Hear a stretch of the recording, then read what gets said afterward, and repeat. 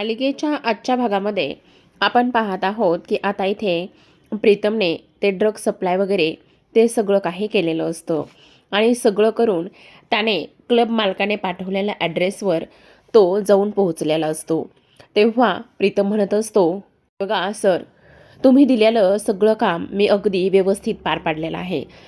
हो, मला पूर्ण खात्री आहे आणि तुझ्यावर माझा विश्वाससुद्धा आहे. तू अगदी व्यवस्थित चोख काम पार पाडलेलं आहेस. प्रीतम म्हणतो, सर मग माझा हार द्या ना. अरे हो, तुझा हार माझ्याकडे आहे ना, सॉरी, हे घे तुझा हार. आणि एक गोष्ट मात्र नीट लक्षात ठेव, तुझ्याकडे असलेले 10 लाख रुपये अजून तरी तू मला दिलेले नाही आहेस आणि त्याचमुळे तुला ते 10 लाख रुपयेसुद्धा मला परत करायचे आहेत, विसरू नको. तेव्हा प्रीतम म्हणत असतो, हो सर, तुम्ही अजिबात काळजी करू नका. मी तुमचे जे काही पैसे आहेत 10 लाख रुपये, मला थोडासा वेळ द्या, मी ते 10 लाख रुपये तुमचे सगळे रिटर्न करेल. असं म्हणून आता प्रीतम तिथून निघून गेलेला असतो. आता घरी आल्यानंतर प्रीतम धावतच खोलीमध्ये जातो. म्हणजे इथे दामिनीच्या आणि त्याचबरोबर मोहनच्या खोलीमध्ये गेलेला असतो. आता त्या दोघांच्या खोलीमध्ये गेल्यानंतर तो काका काका म्हणून आवाज देऊ लागतो, पण त्याला मात्र कोणाचाही आवाज येत नाही किंवा कोणीही ओ देत नाही.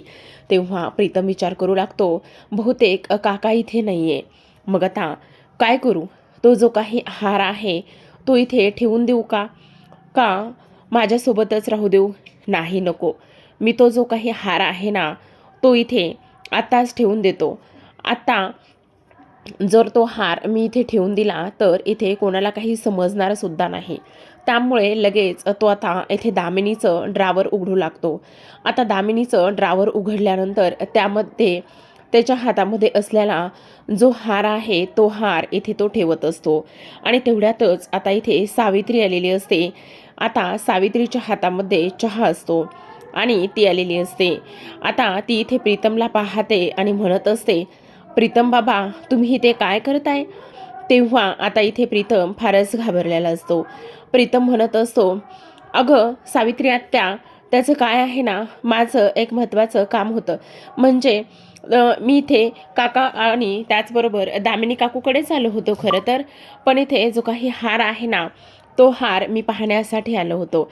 म्हणजे बघ ना, आता दामिनी काकूसाठी काकाने हार आणलेला आहे आणि तो हार आणल्यानंतर तिला तसाच हार हवा आहे आणि त्याचमुळे मी इथे आलो होतो. बाकी माझं काहीही काम नाही आहे. हे बघ, तू उगाचच गैरसमज करून घेऊ नकोस हां. मी तुला जे काही सांगतोय ना, ते अगदी खरं आणि बरोबर आहे. तेव्हा इथे आता ती म्हणत असते, प्रीतम बाबा, तुम्ही हे खरं बोलताय ना? अगं हो सावित्री आत्या, तुम्हा बायकांचं कसं असतं माहिती नाही का? आता बघ ना, प्रियाला इथे तो हार फारच आवडलाय आणि तो हार तिला आवडला असल्या कारणाने त्याचमुळे मी इथे तो हार घेण्यासाठी म्हणजे पाहण्यासाठी आलो होतो. हे बघ ना, आता मी लगेच मोबाईल घेऊन त्या हाराचा इथे फोटोसुद्धा काढणार आहे. हे बघ, मी लगेच फोटोसुद्धा काढणार आहे, असं इथे तो म्हणत असतो. आणि तेव्हा लगेच आता मोबाईलमध्ये तो फोटो काढतो. तेव्हा सावित्री विचार करू लागते. तेव्हा ती स्पष्टच बोलते, हे बघा प्रीतम बाबा, तुम्हाला एक गोष्ट सांगू का सगळ्यात महत्त्वाची? तुम्ही लहान आहात आणि त्याहूनही सगळ्यात महत्त्वाची गोष्ट म्हणजे, हो सावित्री आत्या, कळतंय ग मला, पण हे बघ, ही गोष्ट तू कोणालाही सांगू नकोस. मी तुला खरंच सांगतोय प्रीतम बाबा, पण मला एक गोष्ट सांगा. मला माहिती आहे तुमच्या डोक्यावर फार इथे कर्ज आहे आणि तुमच्या डोक्यावर फार कर्ज असल्यामुळे तुम्ही कदाचित चुकीचं वागूसुद्धा शकतात. मला मान्य आहे, पण मला एक गोष्ट सांगा प्रीतम बाबा, हे बघा, तुम्ही काही वेगळं वाईट वंगाळ तर करत नाही ना? तेव्हा लगेच आता तो म्हणत असतो, नाही, अजिबात नाही. तुला असं का वाटतंय? मी असं काहीही करत नाही आहे. तेव्हा लगेच आता इकडे ती म्हणत असते, ठीक आहे, तुम्ही जर चांगल्या रस्त्यावर चालत असाल तर काहीच हरकत नाही. तेव्हा प्रीतम म्हणत असतो, पण एक गोष्ट सांगू का तुला? आत्ता हे जे काही तू इथे पाहिलंयस ना, ते मात्र तू बाहेर जाऊन कोणालाही कसलंच सांगणार नाही आहेस, प्लीज. असं सुद्धा इथे आता तो बोलतो. आता ह्या सगळ्या काही गोष्टी इथे बोलल्यानंतर आपण पाहतो की इकडे सावित्री म्हणत असते, नाही प्रीतम बाबा, मी ह्या सगळ्या गोष्टी कोणालाही आणि कसल्याही सांगणार नाही. माझा तुमच्यावर पूर्ण विश्वास आहे. हे सगळं काही आता इथे ती बोलत असते. आता हे सगळं काही बोलल्यानंतर आपण पाहतो की लगेचच प्रीतमला फार आनंद झालेला असतो की इथे आता जी काही सावित्री आहे ती मात्र कसल्याही आणि कोणत्याही गोष्टी इथे सांगणार नाही आहे. तेव्हा लगेच इथे सावित्रीने प्रीतमला वचन दिलेलं असतं आणि सांगितलेलं असतं की मी ह्या सगळ्या गोष्टी अजिबात कोणालाही कसल्याही सांगणार नाही म्हणून. दुसऱ्या बाजूला आपण पाहतो प्रीतमला तर आनंदच झालेला असतो.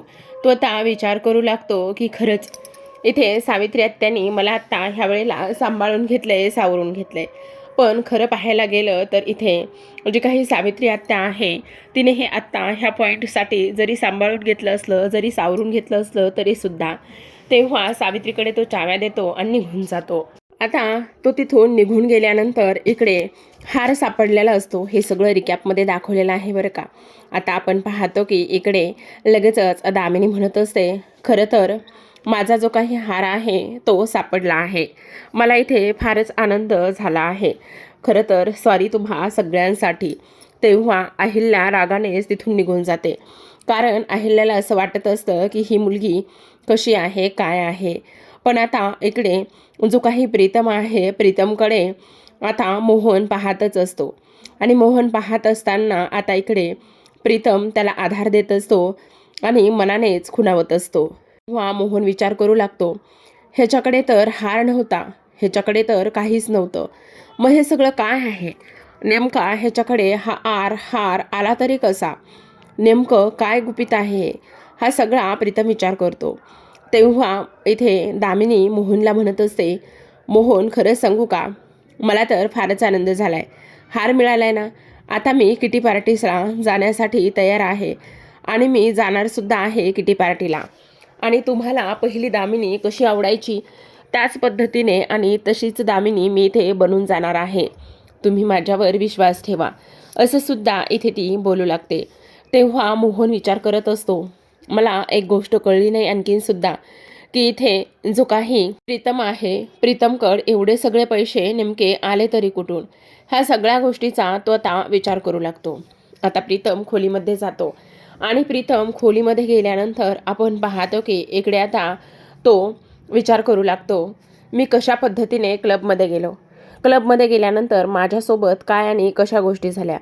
पहिल्या दिवशी क्लबमध्ये गेल्यानंतर दिनेशसोबत इथे मला ह्या सगळ्या गोष्टी समजल्या आणि दिनेशसोबतच मी हे सगळं काही खेळू लागलो, करू लागलो, असं सुद्धा आता इथे तो बोलतो.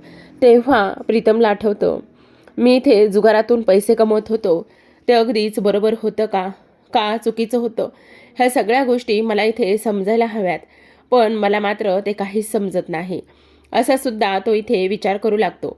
आणि तेव्हा पुन्हा त्याला ते क्लबमधलं वातावरण, त्या सगळ्या काही गोष्टी इथे आठवू लागतात. आता इकडे तो विचार करायला लागलेला असतो की क्लबमध्ये मी एवढे पैसे कमवले, पण खरंच क्लबमध्ये कमवलेले एवढे सगळे काही जे पैसे आहेत ते पैसे मी देऊन आईचे पैसे इथे रिटर्न करू शकलो असतो का? नाही. तेव्हा ते क्लब मालकाने त्याला ते धमकावलेलं, त्या सगळ्या गोष्टी त्याला इथे आठवू लागलेल्या असतात. तो आता विचार करू लागतो की हे सगळं काय आहे. आणि त्याहूनही सगळ्यात महत्त्वाचं म्हणजे की आता इकडे जे काही तो क्लब मालक आहे त्याचेसुद्धा काही पैसे मला द्यायचे आहेत. मग त्या क्लब मालकाचे सुद्धा मी पैसे कसे आणि कशा पद्धतीने देणार आहे, ह्यासुद्धा सगळ्या गोष्टी इथे माझ्यासमोर आहेतच ना. नाही, पण मी काय चुकीचं केलेलं आहे, असं इथे आता तो स्वतःलाच म्हणू लागतो. तेव्हा लगेच आता एक दुसरा मुलगा म्हणजेच प्रीतम दुसरा येतो आणि म्हणत असतो, अरे चोर तर चोर आणि वर शिरजोर. काय? मी काही चुकीचं केलेलं नाही. म्हणजे चोरी करतोस आणि पुन्हा सांगतोस की मी काही चुकीचं केलेलं नाही आहे म्हणून? असं कसं बोलू शकतोस तू? ह्या सगळ्या गोष्टी बोलण्याची तुझी हिंमत तरी कशी होते? अरे असं इथे बसण्यापेक्षा आणि ह्या सगळ्या काही गोष्टी करण्यापेक्षा त्याहूनही सगळ्यात महत्त्वाची एक गोष्ट तुला मी सांगू का? हे बघ, बिनधास्त जा आणि बिनधास्त जाऊन इथे क्लबमध्ये तुला खूप पैसे मिळतील. क्लबमध्ये जा आणि भरपूर पैसे तू इथे घे आणि त्याच पैशाने इथे सर्वांचे पैसे इथे तू रिटर्न करून टाक. हे बघ, मी सांगतोय तुला, तेच तू ऐक. माझा जो काही हा उपाय आहे तुझ्यावर कामी पडेल. तू एका झटक्यात तुझ्या आईचे सुद्धा पैसे रिटर्न करू शकतोस. ऐक तू. तेवढ्यातच तो हसत असतो काळ्या शर्टातला मुलगा. तेवढ्यातच दुसरा एक पिंक शर्ट घातलेला मुलगा असतो आणि तो म्हणत असतो, प्रीतम तू वेडा आहेस का? तू डोक्यावर पडलायस का? असं कसं वागू शकतो तू? म्हणजे एवढं सगळं काही जे साम्राज्य आहे ते तुझ्या आईनं आणि त्याचबरोबर इथे तुझ्या वडिलांनं एवढं सगळं साम्राज्य उभं केलेलं आहे आणि त्या साम्राज्याची तू अशा पद्धतीने वाट लावणार आहेस का? तू अशा पद्धतीने वागणार आहेस का? हे बघ प्रीतम, असं करू नकोस. मी काय म्हणतो ते एकदा तू ऐकून घे. घरच्यांना सगळं काही शेअर कर. घरचे तुला नक्कीच ह्या सगळ्या गोष्टीमधून बाहेर काढतील. नक्कीच काहीतरी मार्ग दाखवतील, असं इकडे तो म्हणत असतो. तेव्हा इकडे आता लगेचच काळ्या शर्टातला मुलगा म्हणत असतो, काही नको ऐकूस प्रीतम ह्याचं. कळतंय का? हे बघ, हा तुला गंडावतोय, हा तुला इथे फसवतोय आणि तू क्लबमध्ये जाऊन मजा मस्ती कर आणि सगळं काही व्यवस्थित होईल. त्यावर प्रीतम म्हणत असतो, हे बघ प्रीतम, मला सगळं काही माहिती आहे आणि तू असा मुलगा नाही आहेस रे. तू तुझ्या आईवडिलांचा एकदा विचार करायला हवायस. इतरांना काय वाटेल काय नाही ह्या सगळ्या गोष्टींचा तू एकदा विचार करायला हवायस. तू तुझ्या मनाचा एकदा विचार कर आणि मला पूर्ण खात्री आहे की तू तुझ्या मनाचं ऐकलंस ना तर ह्याचं अजिबात ऐकणार नाही. आता प्रीतम गोंधळलेला असतो. तेव्हा काळ्या शर्टातील प्रीतम म्हणत असतो, ए तू गप्प बस रे. त्याला उगाचच नाही त्या गोष्टी काय सांगतोय. हे बघ, तो जर क्लबमध्ये गेला, क्लबमध्ये जाऊन 2 पैसे कमवले तर सगळं काही व्यवस्थित होईल, असं सुद्धा इथे आता ती व्यक्ती बोलत असते. तेव्हा मात्र प्रीतम फारच गोंधळलेला असतो आणि तो म्हणत असतो, नाही नाही, मी चोरी नाही केलेली, मी काही नाही केलेलं, मी असं हे सगळं मनापासून नाही केलं. पण इथे मला जे काही पैसे घेतलेले आहे ते पैसे मला परत करायचे आहेत. मग मी ते पैसे कसे आणि कशा पद्धतीने परत करणार आहे, असं सुद्धा आता इथे तो बोलू लागलेला असतो. तेव्हा लगेच आता प्रीतम फारच गोंधळतो. ए तू काय करतोय? चल आत्ताच्या आत्ता क्लबमध्ये जाऊ आणि सगळे पैसे इथे मिळवू आणि तुझ्या आईचे पैसे सगळे रिटर्न करू.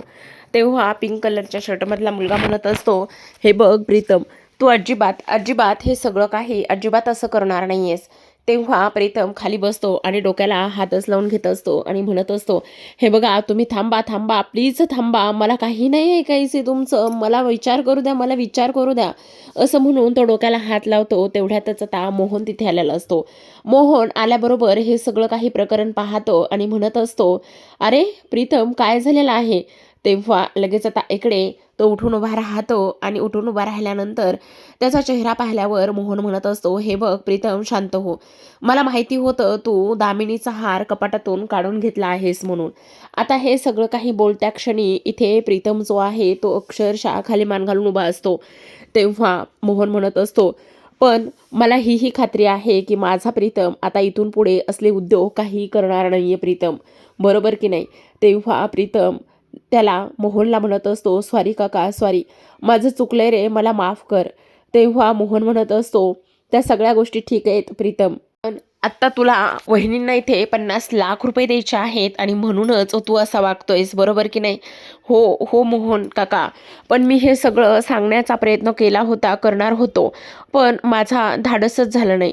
तेव्हा मोहन त्याला विश्वासात घेतो आणि म्हणत असतो, हे बघ बाळा, काही जरी झालं ना तरी सुद्धा इथून पुढे जो विश्वास तुझ्यावर दाखवलाय ठेवलाय त्याला तडा जाऊ देऊ नकोस आणि मला पूर्ण खात्री आहे की तू इथून पुढे काहीही करणार नाहीयेस किंवा चुकीचा वागणारच नाहीयेस. तेव्हा प्रीतम सुद्धा म्हणत असतो, हो काका, तू अगदी बरोबर बोलतोयस. इथून पुढे मी असला उद्योग आणि हे असे कारनामे अजिबात करणार नाहीये, हा तुला माझा दिलेला शब्द आहे. आता एवढं सगळं काही प्रीतम तर बोललेला असतो प्रेक्षकांनो, पण खरंचच त्याने दिलेले हे सगळे काही शब्द तो इथे पाळू शकेल का? अशक्य. कारण अगोदरच माती खाल्लेली आहे. 50 लाख द्यायचे, तिकडे 10 लाख द्यायचेत आणि इकडे ड्रग सप्लाय केलेला आहे. ह्या तर गोष्टी अजून तरी कोणालाही माहिती नसतात की त्याने ड्रग सप्लाय केलेला आहे म्हणून. पण आता प्रीतम विचार करू लागतो, आता मी हे जे काही पैसे आहेत हे सगळे कसे देणार आहे? आता इकडे सगळेजण बसलेले असतात. संध्याकाळचा चहा पाणी सुरू असतो. तेवढ्यातच पारू सर्वांना चहा देत असते. तिथे दिशासुद्धा येते आणि दिशाकडे सुद्धा ती चहाचा ट्रे घेऊन जाते. आता जिन्यातूनच इथे आपल्याला पाहतो की दामिनी आलेली असते. दामिनीचा पूर्ण गेटअपच चेंज झालेला असतो, तिचा लुकच फार बदललेला असतो.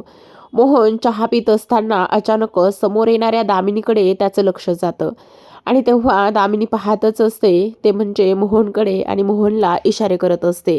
मोहनला इशारे करत असताना आपण पाहतो की ती आता हसत असते आणि तेव्हा हसत असताना लगेच ती आता इथे सोफ्यावरती येऊन बसते आणि सोफ्यावरती येऊन बसल्यानंतर अहिल्यासुद्धा त्या दामिनीकडे पाहते. तर इकडे श्रीकांत आणि त्याचबरोबर इतर लोकसुद्धा, कारण पूर्वी दामिनी अशीच राहायची, फक्त अहिल्याची कॉपी आणि अहिल्याला फॉलो करायचं म्हणून इथे तिने अहिल्यासारखाच गेटअप केला होता.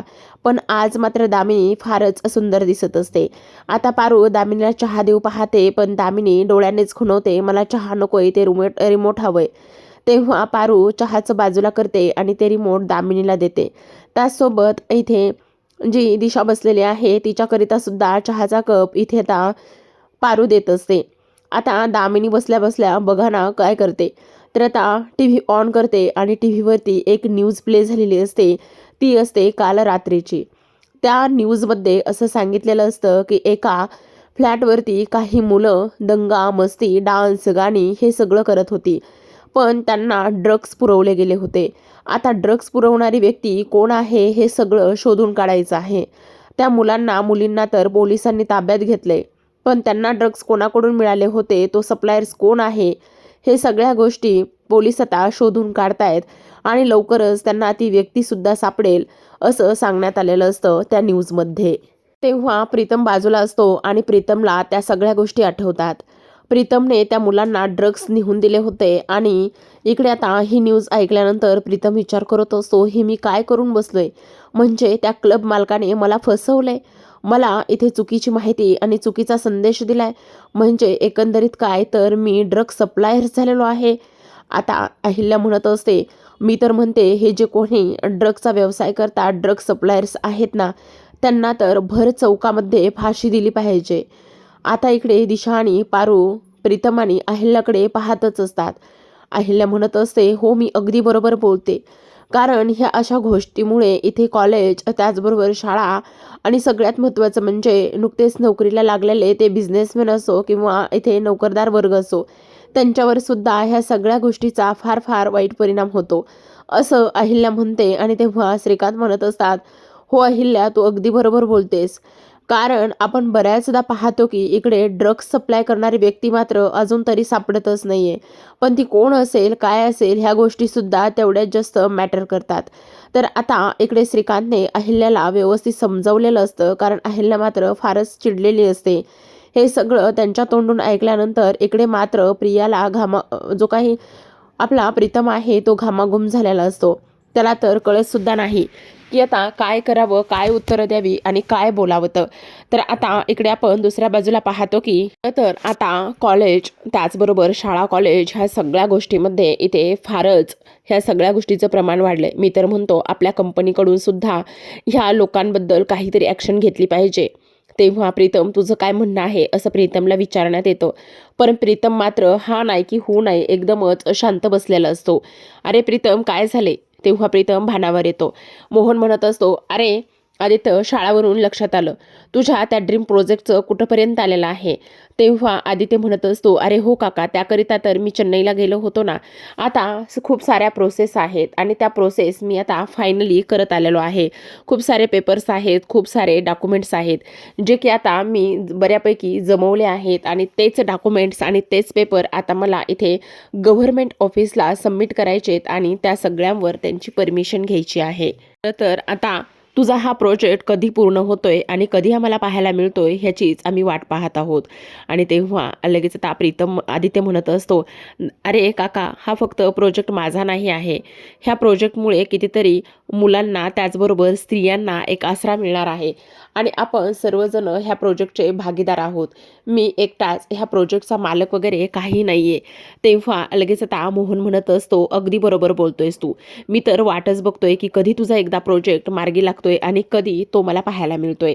दुसऱ्या बाजूला प्रीतम आता खूप घाबरलेला असतो. तो विचार करू लागतो, म्हणजे जे काही मी पाकीट दिलेलं आहे ते मी ड्रगचं पाकीट इथे पोहोच केलेलं आहे. मी नकळतपणे ड्रग सप्लाय केलाय, म्हणजे एका अर्थाने मी ड्रग सप्लायर्स झालेलो आहे, असा प्रीतम विचार करतो. तर प्रेक्षकांनो, भेटूया उद्याच्या भागामध्ये. तोपर्यंत चॅनलला नक्की सबस्क्राईब करा. धन्यवाद.